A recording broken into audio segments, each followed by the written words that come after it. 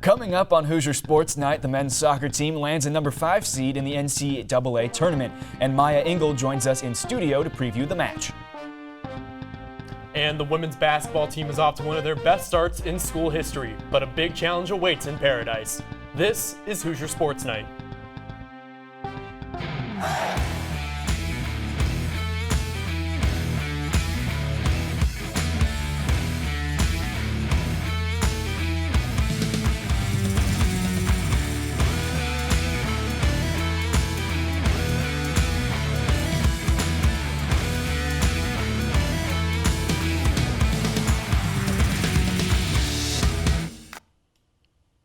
Hello and welcome into this Season 18 finale of Hoosier Sports Night. I'm Maxwell Glenn. And I'm Michael Tilka. Maxwell, as the fall semester comes to the close, we've seen highs, we've seen lows, surprises, disappointments, but one of the least surprising things, and you've seen it firsthand, is that the men's soccer team is still kicking a lot of butt. And I will say there is a little surprise of where that success is coming from. That freshman class, the underclassmen on this team have been fantastic this year, and that maybe a little bit of surprise. A little bit, especially, I mean, you only returned one starter from a year before. I mean, come on, absolutely incredible. But definitely.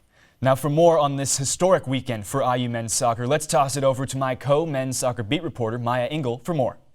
For the second year in a row, the Hoosiers are heading into the NCAA tournament with 2 pieces of hardware, the Big Ten regular season title and the Big Ten tournament title. It was a busy weekend for the Hoosiers as the team clinched their 14th Big Ten tournament title following a hard-fought battle against Michigan. After a scoreless 110 minutes of play, the tournament championship match came down to penalty kicks, something that both teams have had experience with in the past few years. The Hoosiers came out with a 4-3 advantage thanks to a couple of diving saves from Roman Celentano and the game-winning PK from the team's leading scorer, Josh Penn. With their 10th Big Ten double in program history, the team earned a number 5 overall seed in the NCAA tournament, which gave them a bye in the first round. After Kentucky beat Loyola Chicago on Thursday, the Hoosiers will get another swing at the Wildcats in the second round of the tournament on Sunday. When the teams last met up in the beginning of October, the ranked opponents ended with a 0-0 draw in double overtime. But last season, the Wildcats beat IU 3-0 and handed the Hoosiers their biggest loss of the season. The Wildcats are making their 10th NCAA tournament appearance thanks to their 12-4-3 overall record.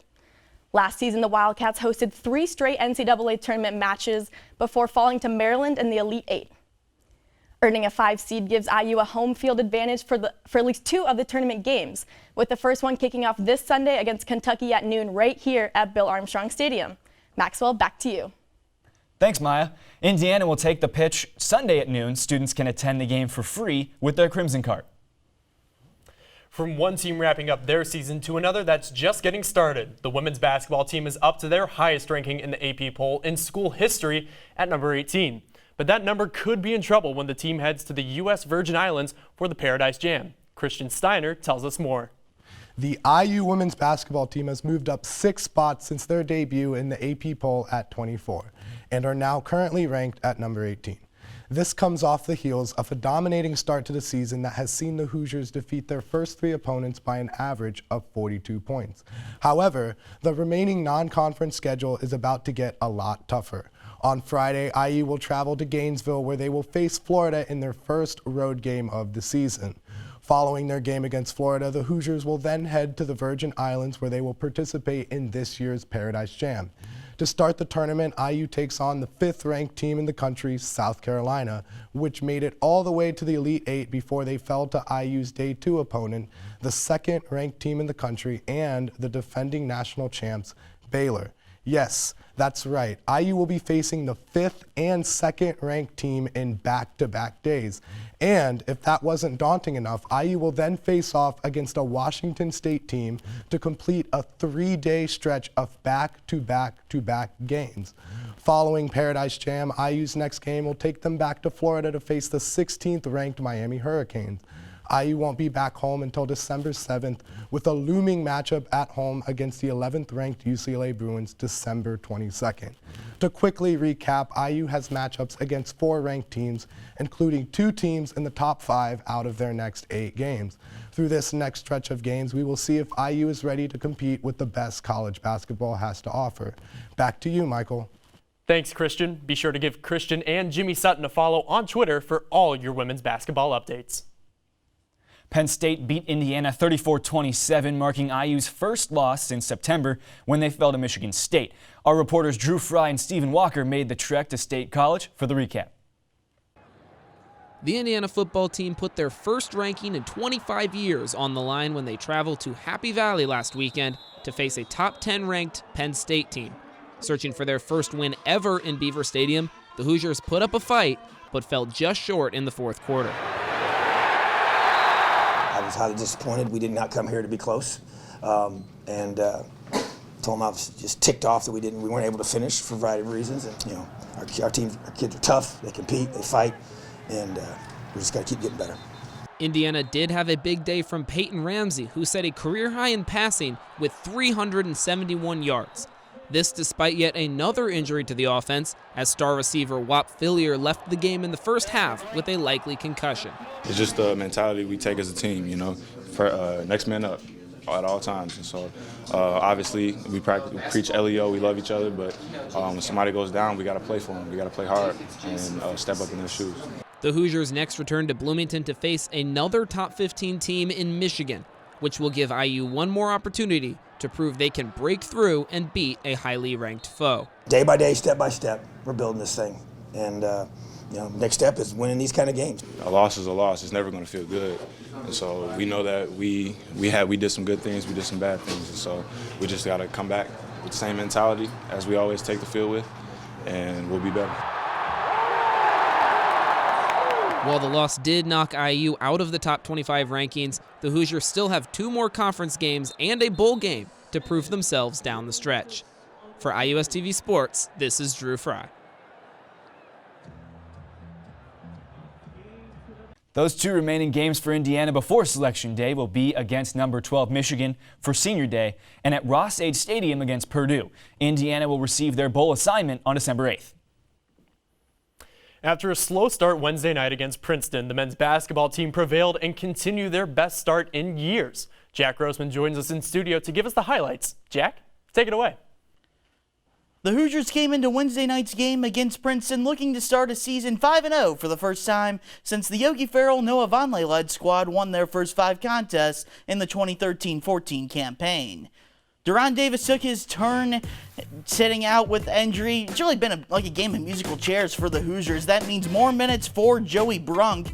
Brunk early on, just the second possession of the game, able to fight through a tough double team and finish to get the Hoosiers on the board early. Later, it's defense turning into offense. Jerome Hunter with the block, leading to the 3-on-2 fast break. Al Durham finds Devontae Green, who has a really nice ball fake to set up a mid-range jumper. Hoosiers would have 26 points off of turnovers on the night. Next possession, the script flips a little bit. Devontae Green this time finding Durham on a beautiful cut for the lay-in. Hoosiers leading 14-7 in the early going, but Princeton really settled down after that. They are one of the favorites in the Ivy League after all, as Ryan Landborg hit a step-back three-pointer to get the Tigers going. Next possession, Jose Morales matched up against the freshman Armand Franklin. Takes the guy to school a little bit there. Franklin ends up on the floor. Morales drills the 15-footer. A few minutes later, Jalen Llewellyn weaves into the lane, finishes. That actually put Princeton up 1 late in the first half. Second 20 minutes, though, completely different story. Devontae Green took control of the game. Here he finds Joey Brunk, who misses the layup but tips it in. Later, it's Green driving baseline. Throws it off the glass with a kiss. Count them both, and the foul. Hoosiers back up 8. Good ball movement here. Race Thompson, really good touch pass to Trace Jackson Davis. This puts the Hoosiers up 16. Princeton trying to change the momentum with a press. That doesn't work. 4 guys in the backcourt isn't going to work very well. It leads to an easy alley-oop slam for Justin Smith. Then it's Green. Step back 3. Bullseye. Chef's kiss. He's feeling it in his second game back from injury. The icing on the cake. Green reads the offense rather well, gets the steal with the layup, finishes. He has 16. That capped a 9-0 run. Joey Brunk also had 16, and the Hoosiers cruise to a 79-54 victory. Up next, the Hoosiers continue their season-opening 8-game homestand against Louisiana Tech on Monday night. Tip-off for that one is set at 8:30 p.m. on BTN. Michael, back to you. Thank you very much. Be sure to follow at IUS TV Sports on Twitter for all your updates on that. Well, when Hoosier Sports Night continues, you see them on the sidelines at Bill Armstrong Stadium. We'll take a closer look at the IU Crab Band in my season-long feature. And with one more game left at Wilkinson Hall this season, the volleyball team gears up for Senior Day. You're watching Hoosier Sports Night.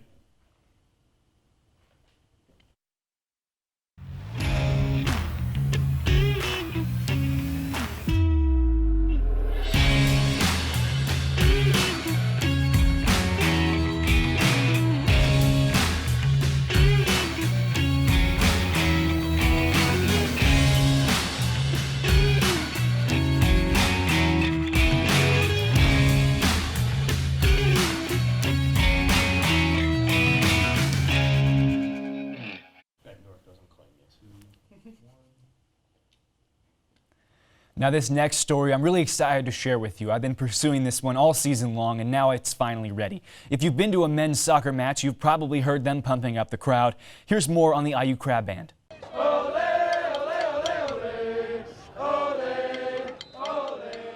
At every Indiana men's soccer home match, you'll find the IU Crab Band on the sideline. The band is composed of 20 dedicated members who keep coming back to the pitch each week. Honestly, we love the atmosphere, we love the music that we play, and, we love the ensemble. Well, we just love it in every sense of the word. We love watching the soccer games. We love being here, part of the student section is really fun. We love playing our instruments. We love playing the music we do.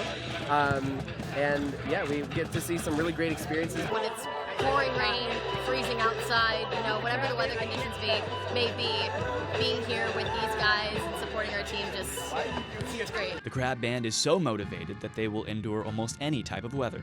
If the soccer team is playing, then we're here. The only thing that would stop us is stuff that legally has to stop us. If the soccer team is playing, the Crab Band will be here, rain or shine.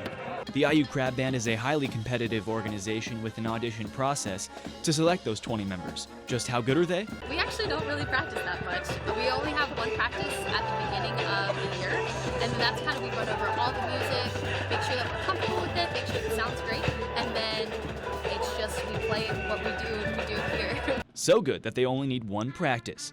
While they bring music to the stadium, the Crab Band is also equipped with an arsenal of unique cheers. So most of our cheers that we do have, they're double-edged swords. On the one hand, they're here to support our team and to show our IU spirit. On the other hand, they can be a little distracting for the other team. We sing the song Take Me Out to the Ball Game, one note off. So we go take me out to the ball game, and we keep going like that, and it ends with, the old ball game, and it doesn't resolve to the last note. Every time we have a corner kick, we play Jaws to kind of build up the tension right before the corner kick. Oh yeah, well we, as you can see, people are saying hi to the other team right now. We like to heckle the other team. We jingle our car keys and we sing jingle bells, but with the words jingle keys. Hey, number 10, you have a grass stain on your pants. You should wash that. Hey, number 17 pours his milk before his cereal. Oh! Shoes are untied. You should tie them. When we play Shout, which is one of our old jazz classics that we play, during the shout chorus of Shout, a couple of our members each time will take a lap all the way around the track and try and get back before we finish it. It's a long lap. The music and cheers provide entertainment for the entire stadium, including the soccer team. The band's great. They've been a big part of our team and our atmosphere for a long, long time. We love the band. Especially the guys that have been here so long, we know the song, so we're going along with it. It just brings an extra little edge to our game. Just feeling that, you feel it on the field too. That fight song after a goal, there's nothing quite like it. Oh, it's awesome. It's hard sometimes to say something because it's so loud, but I love it. It brings up the intensity, keeps you going. It's just a great atmosphere. It's different than any other place I've played at. The historic band behind me has been on the sidelines, adding to the atmosphere here at Bill Armstrong Stadium, but their music is aimed much farther than the field I'm standing on. Take it away.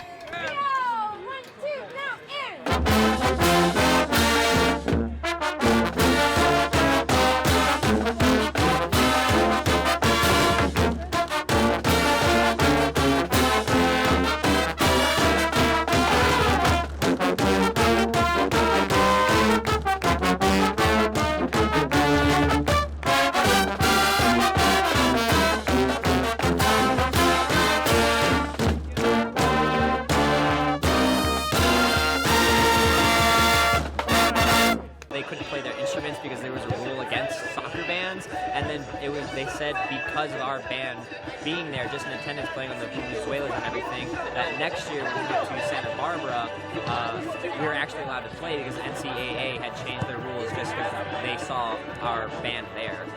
It's unique to college soccer to have a band as part of your game day experience, and I think it's cool to see that trickle into other programs. You might see the band at other Indiana sporting events, but 24 sports, one crab band. men's soccer will be out at Bill Armstrong Stadium this weekend for the NCAA tournament, and you know they will be there too. With a tough season nearly done, the volleyball team prepares to say goodbye to their seniors. Haley Jordan gives us a quick hit as to those who are departing. With the end of the Indiana volleyball season approaching, that means the Hoosiers must say goodbye to 7 of their seniors. They'll be honored at the IU-Michigan State game at Wilkinson Hall this Sunday. Setter Victoria Brisack, middle blocker Hayden Hubers, defensive specialist Megan Kors, middle blocker Jackie Armour, outside hitter Megan Sloan, middle blocker Daisha Lofton, and outside hitter Kendall Bierman will all say their farewells. In a couple weeks, their season and volleyball careers will be over. I can't speak to their whole careers, but since I've arrived, I hope that we've done everything we could to give them every opportunity to have success. They're great kids. A sad goodbye, but a warm hello to Coach Aird's new recruits. Coach said he hopes his seniors return to the program and will be proud of Hoosier progress within the next few years. That senior day game will be on November 24th against Michigan State, with first serve set for 1 o'clock. Indiana wrestling was in the Empire State over the weekend for the Black Knight Invite. The team struggled, but redshirt junior Jake Kovach had a standout performance. Kovach finished second in the 174 weight class, losing in the final to number 1 Mark Hall of Penn State in a 14-2 major decision. Kovach defeated Anthony Vetrano of Bloomsburg and 9th-ranked Ben Harvey of Army in the semifinal before facing off with Hall. The second place finish was the best for an IU wrestler at the Invite, and the performance for Kovach earned him a spot in the Flow Wrestling Top 25. The 18th-ranked Kovach joins junior Brock Hodkins as the only ranked Hoosier wrestler this season. The Cream and Crimson begin their season with a matchup versus North Dakota State tonight at Wilkinson Hall. The Indiana men's and women's cross-country teams travel to Madison, Wisconsin on Sunday for the Great Lakes Regionals, where for the second straight year, both IU teams qualified for the NCAA championships. The 16th-ranked Hoosier men placed 4th, just 1 and 2 points behind the 2nd and 3rd place teams Notre Dame and Michigan. IU was led again by junior Ben Veach, who finished 4th. Senior Kyle Mao was right behind him in the sprint finish, placing 7th, while sophomore Arjun Jha was 12th. Senior Bryce Millar rounded out the Hoosiers all-region honors, placing 23rd. In the women's race, Indiana pieced together a strong effort to qualify for the national championships for the 3rd straight year, tying a program record. Sophomore Bailey Hertenstein led the way for IU in 6th, while freshman Sarah Schmidt also garnered all-region honors, placing 12th. However, Kelsey Harris may have been the key for IU's 6th place finish, as the senior ran out of lineup position to an impressive 36th place finish. The Hoosiers will conclude their season on Saturday at the NCAA Championships in Terre Haute. That does it for our season this week, but don't forget to like our Facebook page and follow us on Twitter at IUSTV Sports, as there is plenty to cover while we're off the air. And as always, we want to thank our production crew behind us for all the tremendous work they've done this semester, but obviously there's one person not returning this semester. She's graduating this winter. Her name's Jessica Jopik, and we wanted to say thank you, Jess. So whoever's at playback right now, ready blue, roll blue, take blue. Jessica came to IUSTV very early in her Indiana career, and she stayed throughout, and she has taken on many different roles and positions in the station and in the various television shows, and has been a wonderful part of the project and the program, and has directed sports shows in particular, like this one, that have won awards on a national level. We're just so proud of her and grateful for the work she's put in. Yeah, Jess, you were like my in with IUSTV. I like immediately felt comfortable, and I've been here ever since. So thank you so much for that. And one of those people who welcomed me into IUSTV, that was Jess. You've been so helpful from the very first time I set foot in the studio on a Thursday night. Thank you, Jess, so much for all that you've done for this program and for allowing me to become an expert on cameras. You're really nice to be around. You're a really nice person, and you're always the best camera checkout attendant. You taught me to speak up. You've taught me to be brave. If you ever feel down, feel bad, you can go and talk to her and you will always feel better. And I'm really going to miss that. She's really nice and funny and really appreciate her. As a producer, I don't think I could ask for a better director.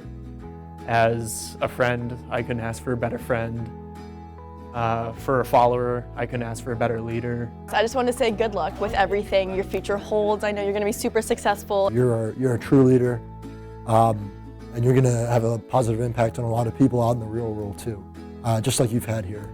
I wish we became friends sooner because I feel like I've gotten to know you a lot better this semester, and it's been awesome seeing you every Thursday night. Everything you do in life, do to the fullest. You're hilarious. I think every time we speak, we find out that we're very, very, very, very similar. She's one of those people that you wish you had known longer, but at the same time, it feels like you've known her forever. We need more strong, independent, hardworking women like you in sports media because there simply is not enough. And the trail that you have blazed here at IUS-TV and in the future is going to be absolutely incredible. You're just a joy to work with. I feel like I've really learned a lot from you. I think you single-handedly have taught me every position in the control room, except for prompter, because you yourself don't know how to do it. Also, just like a big fan of you as a person. Thank you so much once again. I am going to miss you so much. Jess, we're gonna miss you. We're really gonna miss her. I don't know what we're gonna do on Thursday without her. You're going to do big things. You've already done huge, huge things. So thank you for paving the path for me and for other women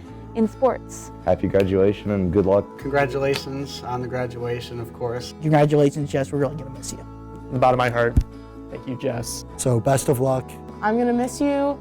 I love you. You're the light of my life. Congratulations. You will definitely be missed. Wish you all the best. Thursdays won't be the same without you, Jenny. And we're going to miss her a lot, Jessica. Just keep your smiling, sunny disposition. That wonderful personality will take you a long way. Work hard, laugh a lot, make others laugh. It's a good thing, and you're good at it. So we'll miss you. Take care, and hope to see you as an alumni soon. Love you. We love you.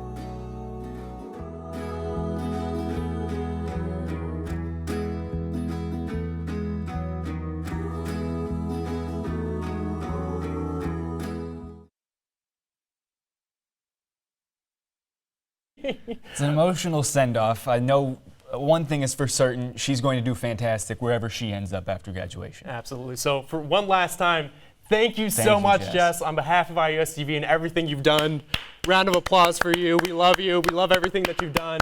And that does it for Hoosier Sports Night. For Maxwell Glenn, I'm Michael Tilka. We'll see you in January.